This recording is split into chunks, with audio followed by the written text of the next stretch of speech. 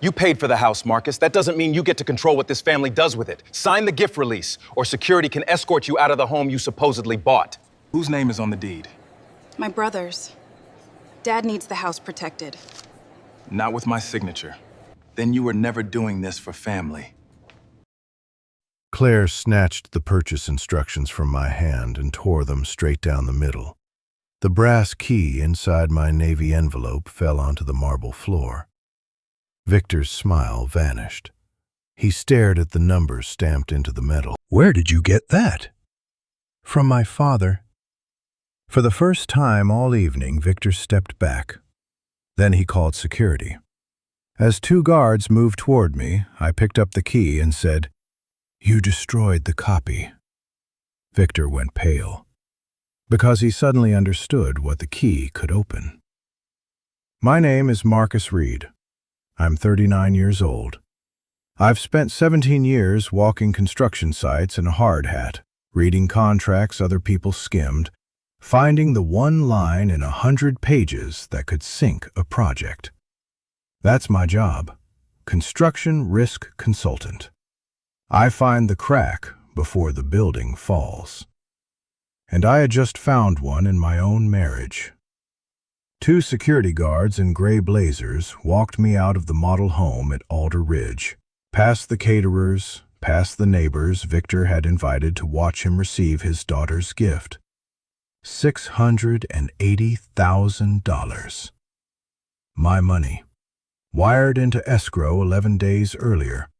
A retirement home for Claire's parents, bought outright, no mortgage, no strings. That's what I thought I was paying for.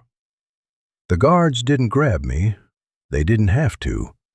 They just walked beside me like I was a package being returned to sender, and 40 invited guests watched it happen over glasses of champagne I had also technically paid for. The hallway outside the reception room was quiet. Marble floor, recessed lighting, a framed rendering of the unfinished luxury phase Victor kept promising the community. I heard heels behind me. Claire. She caught my arm before I reached the door, and the guard stepped back a polite distance, because even security men know when they're standing inside somebody's marriage. "It's temporary," she said. "Marcus, look at me. The house is still for my parents. Daniel's name is only on the deed for a few months." "Why?" "Because Dad's company needs collateral. The bridge loan comes due, the new phase refinances, and the title comes back clean. You get every dollar back." Nobody loses anything. I stood there and listened to my wife explain a plan she had clearly rehearsed. And what struck me wasn't the plan. It was how long she must have known. "When did you change the instructions?" She looked at the floor. "Claire, when?" "Last week." "And you didn't tell me because you would have said no?" "You didn't hide it because I would misunderstand," I said. "You hid it because I would understand." Her chin came up then, and I saw something in her face I had been pretending not to see for a long time. Not guilt, grievance.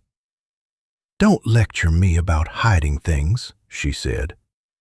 12 years, Marcus. You tell me what you earn. You never tell me what you own. You keep a locked drawer in your own house. You carry that envelope like it's a second wallet. You want honesty? Start with the key you just picked up off the floor. Before I could answer, the door behind us opened, and Victor Lane walked into the hallway like a man walking back onto his own stage. Victor was 62, silver at the temples, tan the way Arizona money gets tan. Former real estate broker, small developer, the kind of man who sponsors the 4th of July fireworks so nobody looks too hard at his balance sheet. In Alder Ridge, People didn't argue with Victor Lane. He hired their sons. He carried their HOA board. He remembered birthdays. He was holding a tablet. "There's no misunderstanding here, Marcus," he said, calm as a weather report. "You gave this money freely. You authorized the arrangements. It's all documented." He turned the screen toward me. A scanned authorization form. Beneficiary changes approved. Gift declared unconditional. And at the bottom, my electronic signature. My certificate. My name. A signature that looked exactly like mine, because as far as any system in the world could tell, it was mine. I stared at it, and the hallway got very small. "I never signed this." Victor smiled the way he smiled at zoning meetings. "The state of Arizona says you did." "Here's what you need to understand about the next morning. I didn't storm anywhere. I didn't call a lawyer at midnight. Men like Victor want you loud because loud men look guilty. I went back to the closing table, quietly, with a security guard assigned to stand 3 feet behind me like I was a shoplifter because Victor had requested supervision. The escrow officer was a woman named Olivia Hart, mid-40s, careful eyes, the kind of professional who has watched 100 families smile through closings and a dozen families detonate at them. She didn't like the guard behind me. She didn't say so. She just slid the preliminary deed across the table and said, "You can read it. You can't take it." I read it. Grantee, Daniel Lane. Daniel, Claire's younger brother. 33 years old, 3 failed businesses, and a father who still introduced him as the future of the family. The property description matched the house I'd bought. The consideration lines said the purchase was funded through a marital gift. And there, in the margin of the file, was my name. Marcus Reed, contributing spouse. Not owner, not buyer. Contributor, like I was a donor at a charity dinner. "The instruction change came through 4 days ago," Olivia said quietly. "Through the buyer portal." "Who sent it?" She hesitated. Then she turned the screen. The request had come from Claire's account. I want to tell you my hands didn't shake. They did. Not from rage. From the specific cold you feel when a suspicion becomes a record. "Can I cancel the purchase?" "The funds are in escrow. A gift affidavit has been filed. Your signature was notarized online." Olivia kept her voice level, but she was choosing every word like she was stepping on river stones. "If you simply pull out, the sellers can sue you for breach, and you forfeit the deposit. If you allege fraud, you need evidence, real evidence, not a feeling." Behind me, near the refreshment table, an older woman had stopped moving. She was maybe 75, silver hair, sharp posture, a linen jacket. I'd seen her at the reception the night before and assumed she was somebody's grandmother. She was looking at the brass key sitting beside my hand on the table. 3 inches of old brass, the number 17 stamped into the bow, a frayed navy blue cord my father had tied himself. She crossed the room, leaned down, and said one sentence. "Mr. Reed, do not let anyone take that key from you." "Who are you?" "Evelyn Grant." That was all she got out, because Victor appeared at the doorway with the speed of a man who has spies and asked security to escort Mrs. Grant away from the closing area for the privacy of the family. She went, but at the door she looked back at me, and then at Victor, and Victor did not look at her at all. A man like Victor looks at everyone except the people who know something. What happened next happened fast, the way public executions do. Victor gathered the remaining guests in the reception room, neighbors, 2 of his investors, half the HOA board, and told them a story. In his story, I was a man who promised his in-laws a home, wired the money to look generous, and then tried to yank it back to control his wife. In his story, I had humiliated 2 elderly people in front of their community. In his story, the word he kept using was ashamed. He was ashamed for Claire. Ashamed such a thing happened at Alder Ridge. And then he turned to his daughter. "Claire, did Marcus agree to put Daniel on the deed?" The room went quiet. Not silent. That specific kind of quiet where ice stops clinking and nobody swallows. My wife looked at me across that room, pastel pink dress, the bun I'd watched her pin that morning while she hummed, and asked me if her father would like the tie I'd picked out. "Yes," she said. "He agreed." I could not prove otherwise. The one paper that showed my actual instructions was in 2 pieces in a trash can, because she had torn it in front of witnesses, and the witnesses thought they'd watched a wife stop a cruel husband. Olivia Hart did the only thing she had the power to do. She froze the closing for 24 hours, pending internal review. A pause, not a victory. I knew the difference. I'd spent my whole career knowing the difference. That night, an email landed in my inbox from a law office I'd never heard of. Victor had filed an emergency petition asking the county to confirm the $680,000 as an irrevocable marital gift.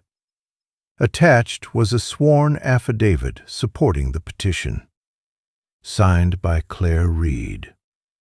The fraud review panel would convene in 2 days. 2 days to prove I never authorized a beneficiary change. 2 days to prove my own signature was a lie.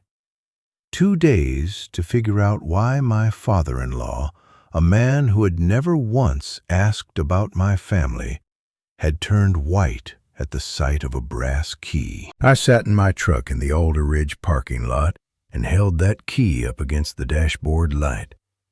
Number 17.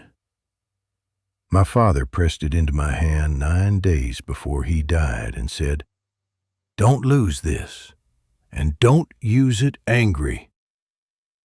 I had spent 6 years thinking it was a keepsake. Victor Lane had spent 1 evening proving it wasn't. I spent the next morning doing what I do for a living. I audited myself.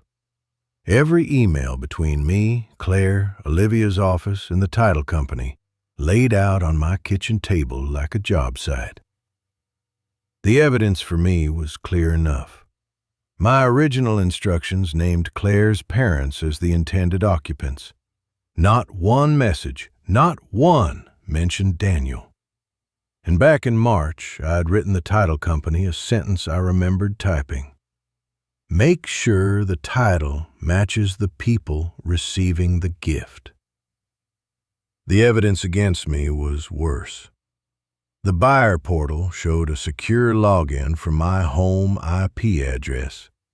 The electronic signature carried my actual certificate. And there was a text message I had sent my own wife 6 weeks earlier, back when the biggest problem in my life was choosing countertops. Handle the final family details however you think is best. 12 words. I meant flowers, furniture, which weekend her parents would move in. In the hands of Victor's attorney, those 12 words became blanket authorization.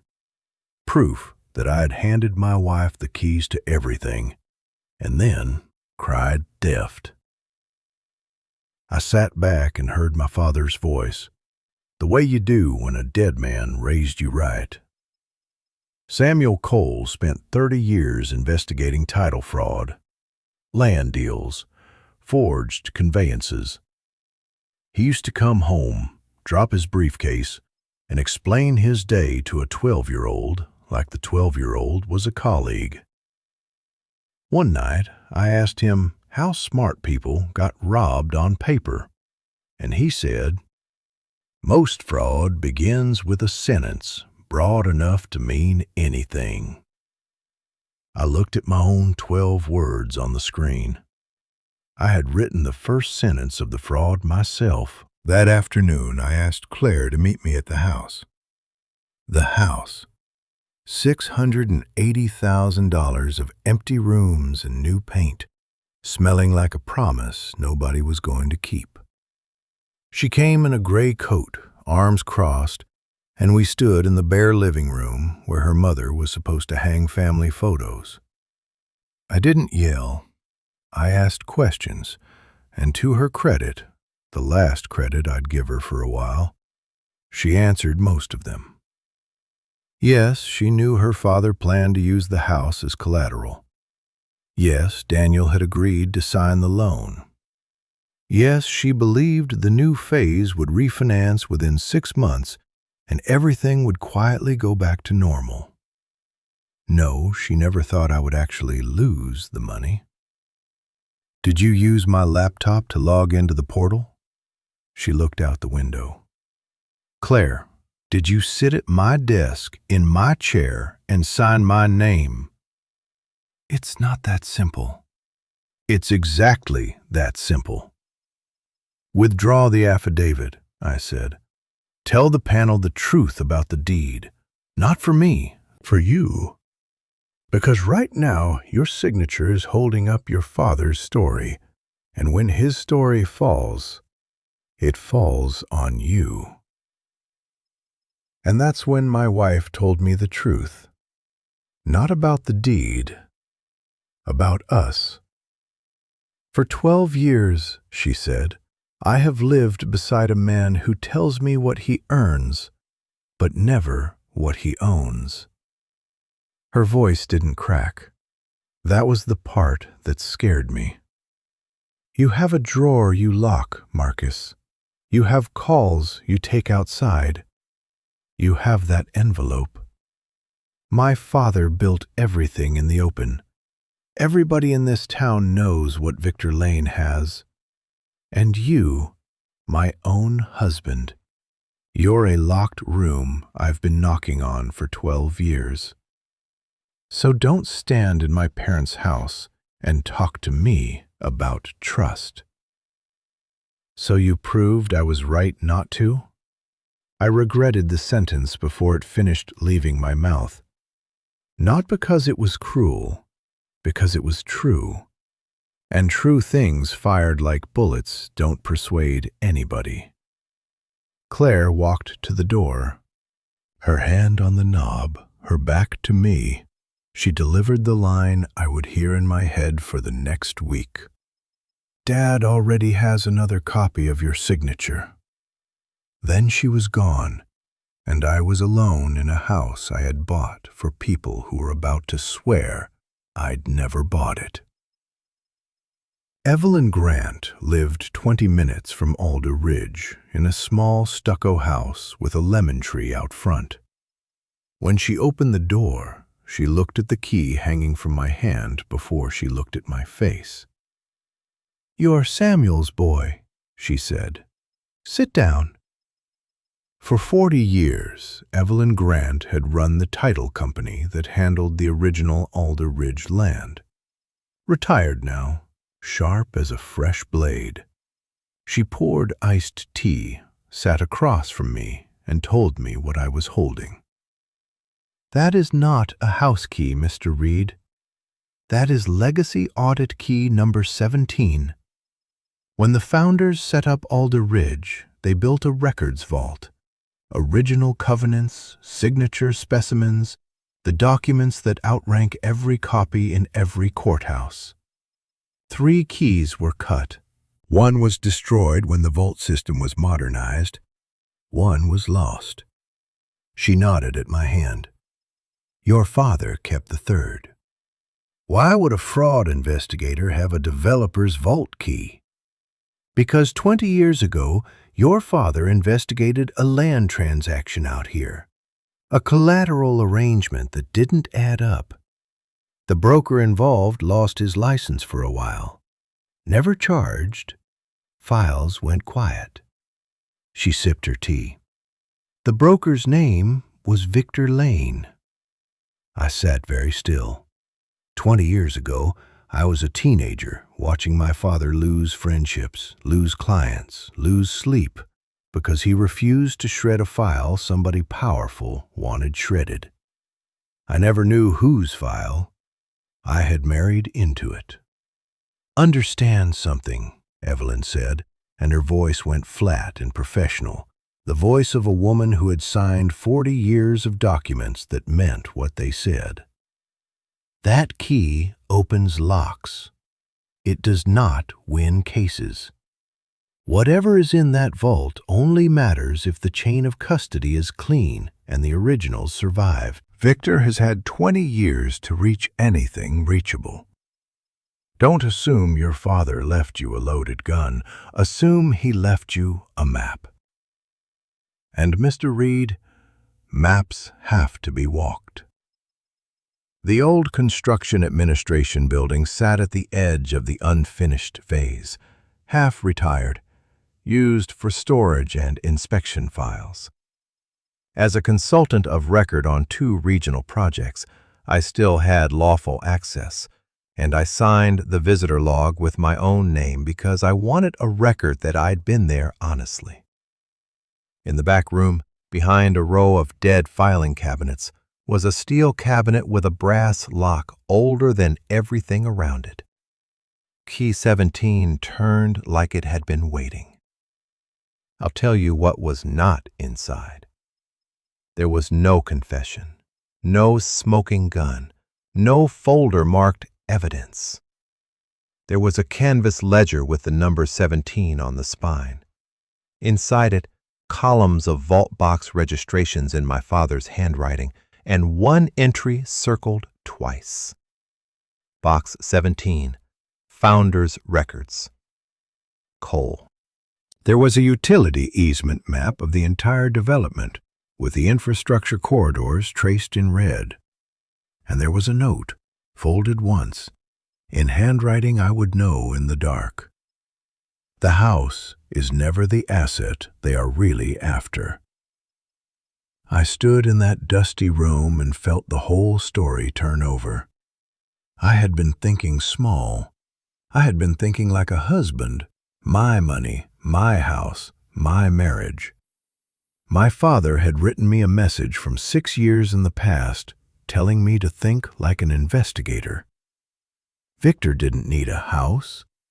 Victor needed a clean, unmortgaged title inside Alder Ridge, because the lender on his new phase required unencumbered local collateral to pass compliance.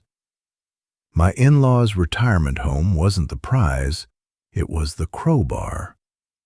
If that deed closed with Daniel's name on it, Victor would pledge the house within a week, unlock a construction loan several times its size, and pour it into a phase that, if my professional eyes weren't lying, had problems he was hiding. And if that phase failed, the loss wouldn't stop at my $680,000. It would land on every family that had put a deposit into Victor Lane's promises. This had stopped being about getting my money back. Somebody had to stop the loan. I found out through a subcontractor I'd worked with for a decade that Victor was meeting a private lender Thursday morning at the Alder Ridge Clubhouse. Bridge financing. Final approval. I didn't bring a lawyer. I brought a binder. I walked into that conference room in my Navy suit, and Victor rose halfway out of his chair like the room had caught fire. The lender, A careful man named Whitfield, with reading glasses and no loyalty to anybody's feelings, looked at me and asked who I was. Marcus Reed, construction risk consultant, licensed in this state. I've reviewed public filings on the phase you're about to finance, and before you sign, you should hear 4 things. Victor started to object. Whitfield raised one finger, and Victor, this is the part the neighbors would never believe. Victor sat down. Because money outranks charm every time. 1.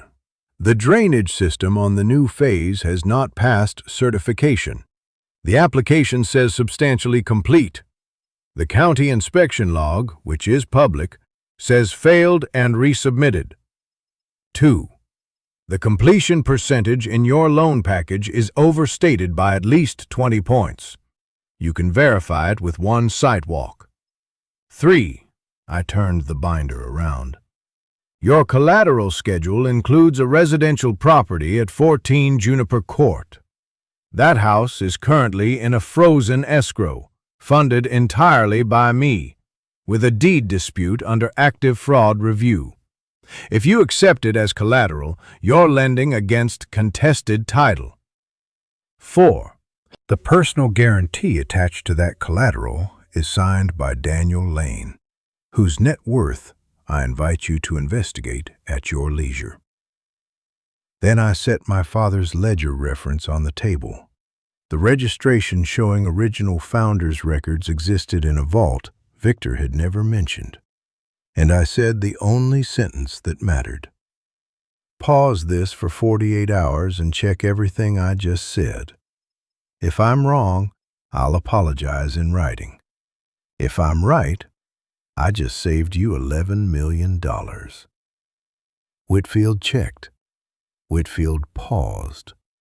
Victor's bridge loan died on the table, at least for 2 days, and I watched 20 years of confidence flicker in his face like a bulb going loose. Daniel cornered me in the parking lot afterward, and he wasn't angry. He was terrified. Is it true? I could be personally liable? Dad said the guarantee was a formality. I told him to read what he signed. He walked away pale, and I noted, for later, that fear makes honest men out of people flattery never will. For about 6 hours, I thought I was winning. That evening, Claire came to see me, alone, no pink, jeans and an old sweater, and her voice was different, quieter, younger. The inspection thing, the percentages, is it true? Every word. She sat on the tailgate of my truck the way she used to when we were dating and money was something other people had.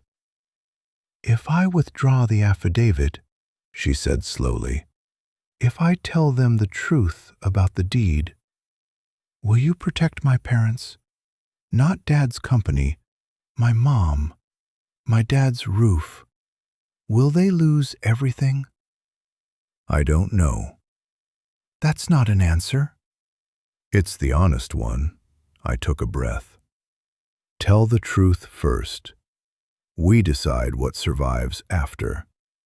That's the only order this can happen in, Claire. Truth first, rescue second. Your father runs it the other way, and look where we are. She took out her phone. I watched her pull up Olivia Hart's number. Her thumb hovered. And then headlights swept the lot, and Victor's SUV rolled in like he'd been tracking her phone, which, I later learned, he essentially had, a family location-sharing app he'd insisted on years ago for safety. He didn't shout. Victor never shouted when a document would do. He handed Claire a folder, and I watched my wife read it under the parking lot lights, and I watched her face close like a door. Is this true? she asked me. A trust. The Coal Land Integrity Trust. Beneficial trustee, Marcus Reed.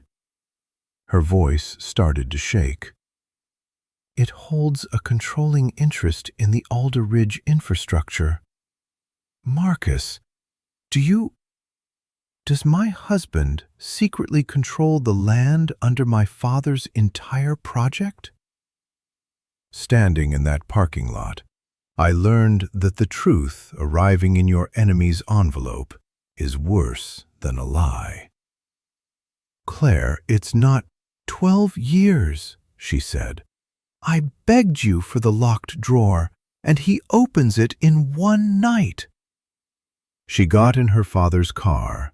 2 days later, the fraud review panel convened in the clubhouse boardroom, and Victor Lane taught me how a cornered professional fights. He didn't deny the deed change. He reframed it. His attorney told the panel a new story, and it was a good one. In this story, Marcus Reed was not a generous husband. Marcus Reed was the secret trustee of an out-of-state trust holding controlling interest in Alder Ridge's land and infrastructure, a fact he had concealed from the community, the board, and his own wife.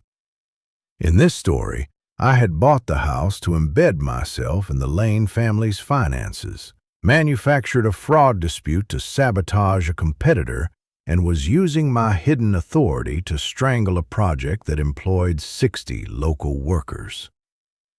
And then his attorney called Claire. She didn't look at me.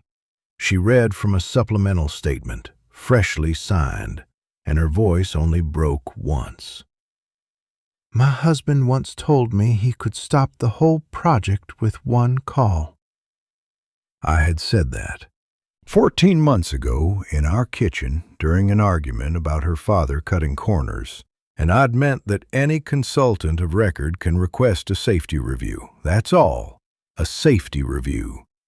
In that boardroom, the sentence meant something else entirely. The panel ruled by end of day. My trustee authority suspended for 72 hours pending investigation of conflict of interest. My father's ledger inadmissible without original vault documents. My request for vault access denied without co-authorization. The gift affidavit left standing. And Victor free to pursue replacement financing so long as it didn't touch infrastructure collateral. Everything I had used to fight, the trust, the audit rights, the pause, was gone. Worse than gone, it had been turned into the evidence against me. 48 hours earlier, I was the wronged husband. Now, on paper, I was the hidden landlord with a motive. And they weren't finished. As the room emptied, security approached with an evidence bag. Victor had filed a claim that the brass key was development property, a founder's instrument belonging to Alder Ridge, not to me, and the panel wanted it held pending review. I refused. And my wife, standing beside her father, said the sentence that ended the marriage in my heart, even though the paperwork would take months to catch up. Give it to them. If you have nothing to hide, let the board inspect it. The room waited, 40 eyes. My word against the panel's order. My father's voice. Don't use it angry. I placed the key in the bag under written protest, and I made them log it, seal it, and sign for it in front of witnesses. Chain of custody, every link. Because if that key was leaving my hand, it was leaving as evidence, not as a trophy. Victor signed the custody receipt last, and as his pen moved, I stopped breathing. He signed with a flourish, a distinctive loop under the final letter, a little upward hook, like a fish hook lying on its back. I had seen that hook before, on the notary certificate attached to my electronic signature. Everyone assumed Claire had forged me. Claire had opened the door, but somebody else had walked through it, and that somebody had a fishhook in his handwriting. Driving home that night, stripped of my authority, my key, and my wife, I finally understood what my father meant about maps. The trust couldn't save me. The panel had shackled it. The ledger couldn't save me. It was ash in waiting. If I was going to survive this, I had to stop fighting like an owner and start working like my father's son. Signatures, timestamps, devices, custody. The fraud had a paper trail, because all frauds do, and I was going to walk it, one document at a time. I started with the notarization. The certificate on my authorization was time-stamped 2:47 on a Tuesday afternoon. I pulled my own site logs, the ones I keep for billing, initialed daily by the general contractor. At 2:47 that Tuesday, I was 60 miles away on an active job site, signed in through security, wearing a badge, with no laptop, because that site prohibits personal devices past the gate. 11 men could put me there. Concrete pour records could put me there. Whoever sat at my home IP that afternoon, it wasn't me. Then the certificate metadata, which the notary platform provides to any signer who requests his own records, and I requested mine in writing on the record. The session had been initiated from a tablet. I knew that tablet. I had bought it for Claire 2 Christmases ago. But here's where it turned. The platform requires identity verification to finalize. Claire's session had stalled at verification and then completed through a linked account using facial recognition. The linked account belonged to Victor Lane. My wife had opened the portal. Her father had become me. She held the door. He wore my name. And whether Claire understood in that moment exactly what she was enabling, that question would sit in my chest for a long time. I needed one more thing, someone inside the plan. I found Daniel at the unfinished phase on a Saturday, standing alone in the shell of a building his father had promised would make him somebody, holding a rolled-up set of plans he clearly couldn't read. I won't dress this up. Daniel didn't confess because his conscience woke up. He confessed because I showed him what a deficiency judgment on an $11 million guarantee does to a man with $9,000 in savings. But he talked, and I recorded it with his knowledge, on the record, one party to another. Dad told him Marcus had agreed to everything. Claire knew the house would be pledged as collateral, knew before the reception. The plan was to refinance the entire phase after closing. And there was one more thing, the thing Daniel almost didn't say. There's a routing card, old paper thing. Dad keeps talking about it like it's a curse. He said it's filed with the vault records. He said, Daniel swallowed. He said, Key 17 is the only thing that could connect the old deal to this one. Will you say that to the panel? No, he looked at his shoes. He's my father. I was still in the parking lot when the fire trucks passed me. The old construction administration building burned that night. Electrical fault, the report would say. A fault flagged in an inspection 8 months earlier and never repaired. Nobody was inside. Nobody was hurt. The back room went first. The steel cabinet survived. The canvas ledger inside it did not. By Monday, Victor was telling anyone who'd listen that whatever so-called records Marcus Reed kept waving around had sadly been lost. And wasn't it strange, he added, that the fire happened right after Reed lost his authority? He said it sadly. Victor could accuse you of arson and sound like he was offering condolences. Then Victor stopped fighting me with lawyers and started fighting me with love. That Wednesday, a moving truck pulled up to 14 Juniper Court. Victor moved Claire's parents into the house. My frozen, disputed, unclosed house. Under something his attorney called temporary occupancy pending resolution. Boxes, a recliner, her mother's china. And then he live-streamed it. I'm not exaggerating. A community live stream hosted from the front lawn. Victor, in a golf shirt with his arm around his wife, telling 300 viewers that a man was trying to throw two elderly people out of the home their daughter gave them. He never said my name. He didn't have to. Alder Ridge is a small pond. Claire stood beside him in a pastel pink coat, and when a neighbor asked her directly, she looked into the phone camera and said, "Whatever happened between us, my parents will not be punished."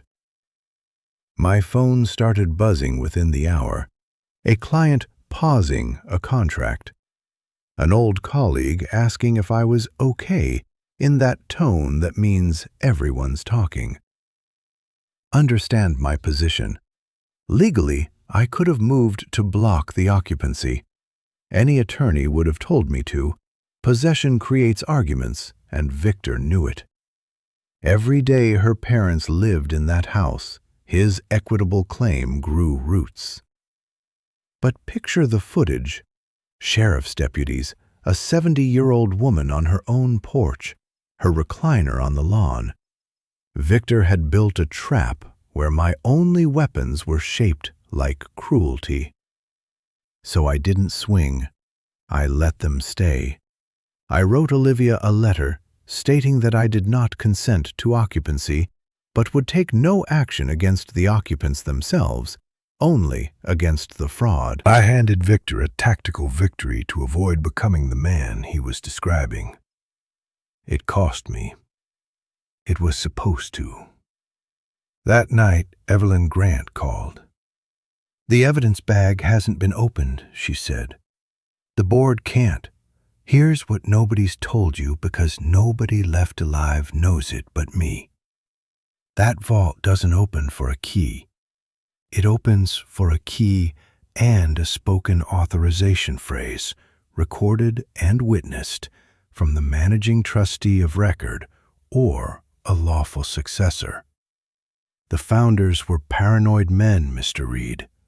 Your father made them that way." A pause. "Do you know the phrase?" I closed my eyes. A hospital room. My father's hand around mine, and the key between our palms. Words I'd thought were a dying man's philosophy. "I know it." "Then you have a decision. To invoke it, you must declare yourself publicly as Samuel Cole's successor trustee, on the record, in front of the panel, the board, and this whole community. Everything you've kept private for 6 years, the trust, the name, all of it, becomes everyone's business. They will audit you down to your socks, and your wife will learn, in a public room, exactly how much you never told her. And if I don't, then the vault stays shut, the affidavit stands, and Victor closes on some version of this deal by Christmas." I sat with the phone against my ear for a long time. Here's what saying my real name out loud would cost. It would prove Claire's deepest accusation true in front of everyone she knew. It would freeze the founder incentives and possibly idle 60 workers while auditors crawled the project. It would put my father's trust, the thing he built and the thing I'd guarded, under a microscope held by people who hated me. And here's what silence would cost. Everything my father went gray protecting. "Call the panel," I said. "I'm ready." The emergency public review was held in the clubhouse ballroom because the boardroom couldn't hold the crowd. Folding chairs, a recording camera on a tripod, Olivia Hart at the officials' table, Evelyn Grant in the second row. The panel chair, a retired banker named Whitcomb, at the center. Victor sat with his attorney, relaxed, because as far as he knew, I was out of moves. I stood at the microphone and I said it plainly. My legal name is Marcus Samuel Cole Reed. My father was Samuel Cole. After his death, I took my mother's name and I kept my inheritance quiet. I am the successor managing trustee of the Cole Land Integrity Trust, which holds controlling interest in the land and infrastructure beneath this development. I concealed that from this community while the project was under regulatory review. I concealed it from my wife for 12 years. The room made a sound like a wave pulling back. I confused privacy with trust. That failure is mine. I looked at Claire 3 rows back. The forged consent is not. Whitcomb didn't rescue me. I want to be clear about that, because this is the part that mattered. He put me under oath. He made me produce the trust instrument, the succession documents, my father's death certificate, my name change record. He recessed for an hour while counsel verified every page. When they came back, he read the consequences into the record, like a sentence being passed. Mandatory independent audit of the trust. Temporary freeze on all founder incentives. And a warning aimed straight at me. If the panel found I had used trustee authority to pursue a personal vendetta, I would lose it permanently. But, Whitcomb said, the succession is valid. Mr. Reed has standing to invoke vault access. Then he did something I didn't expect. He turned to Claire. Mrs. Reed, before this vault is opened, this panel will give you a final opportunity to amend your sworn statements. Sworn testimony contradicted by physical evidence carries consequences. Do you wish to revise anything? The ballroom went still. I didn't beg. I'd promised myself that. I stood at the microphone and said the only thing I had left to say to her. I'm not asking you to choose me. I'm asking you to stop choosing a lie. Victor leaned over and murmured something to his daughter. I couldn't hear it. I didn't need to. I'd learned his sentences by then. The company, your mother's roof, your brother's name, this family. Every rope he'd ever tied her with pulled at once. Claire stood. She looked at me for 3 full seconds. My statements stand, she said. My husband knew Daniel would be on the deed. She sat down, and that was the moment my marriage ended. Not in a courtroom months later with signatures. Right there, in a folding chair ballroom, when my wife was handed the truth and gave it back unopened. Whitcomb nodded slowly. Then we proceed to the vault. The Founders Records vault sat behind the original title office, a squat concrete room with a door like a bank's. The evidence bag was unsealed on camera, every custody signature read aloud.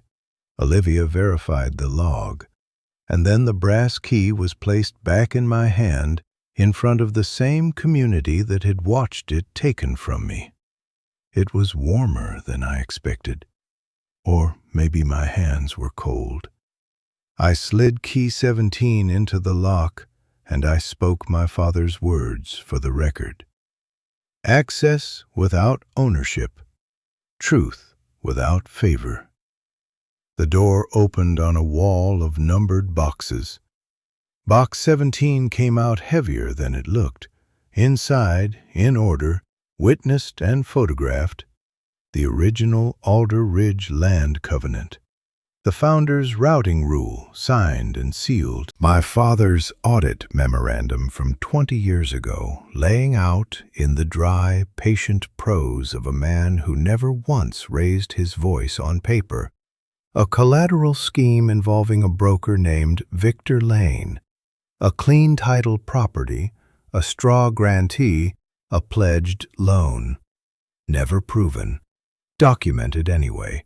A historical signature card. Victor's specimen signature, filed 2 decades ago. The fishhook flourish, identical to the mark on my notary certificate. Forensics would say the words, consistent with common authorship. The room just said, oh. And a sealed addendum, which Whitcomb read aloud, and which I will paraphrase the way he explained it to the crowd.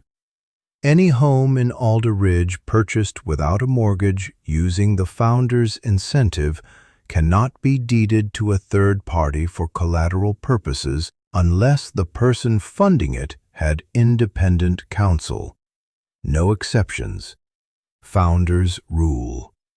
Older than every contract in the room. Here is the part that still astonishes me. I didn't know the founder's incentive applied to my purchase. Nobody had told me. Victor had quietly applied it during escrow to shave costs on the closing, a discount he skimmed without mentioning, because Victor Lane never met a dollar he'd leave on a table. His own greed had pulled the entire transaction under the one rule he'd spent 20 years afraid of. His attorney fought, because that's the job. The rule was archaic. The memorandum proved nothing. Mrs. Reed's testimony stood. There was no evidence Victor personally altered any deed, and Whitcomb turned to me, because as trustee, restored on the spot by the vault's own records, I had a choice to make in front of everyone. I could invoke the trust's full authority, freeze the development, call every covenant violation at once, bury Victor Lane and his company in a single afternoon, and watch 60 workers and 40 innocent homebuyers get buried in the same hole. I heard my father. Don't use it angry. The trust requests 4 things, I said. Rejection of the current deed, return of escrow funds after review, a full independent audit of the phase financing, and protection for every buyer who purchased in good faith. If the safety review allows it, construction continues, under different management. That's all. The room exhaled. And Victor Lane, who had survived 20 years of suspicion by never losing his temper in public, lost it. He came out of his chair, crossed to the evidence table before anyone could react, snatched the routing card, and tore it in half in front of the camera. "That paper," he shouted into the silence, "has controlled my life for 20 years. 2 security officers took his arms, the same officers who had escorted me out of the reception. It didn't matter that the card was already photographed, scanned, and read into the record. What mattered was what everyone had just seen. A man destroying evidence at his own hearing, confessing with his hands that he had known about that document for 2 decades, which meant he had known about the rule, the file, and my father since long before I ever walked into his family. I looked at Claire. She was staring at Victor with an expression I had never seen her wear. Not shock, recognition. The look of a woman finally reading a document she'd been signing her whole life. Her father had never been saving the family. He had been spending it. The rulings came within the week. The deed was rejected. My $680,000 came back, every cent. Victor lost the project, the investors, and the only thing he ever loved, control. Claire and I met once more in that empty living room.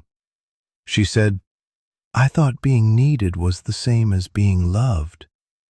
I answered, "And I thought being unknown was the same as being safe."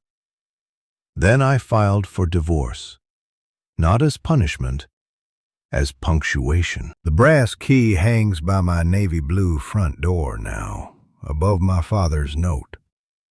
Open only what you are willing to face. It never gave me power over them. It only made me stop surrendering power over myself. Have you ever mistaken sacrifice for proof of love? Tell me in the comments.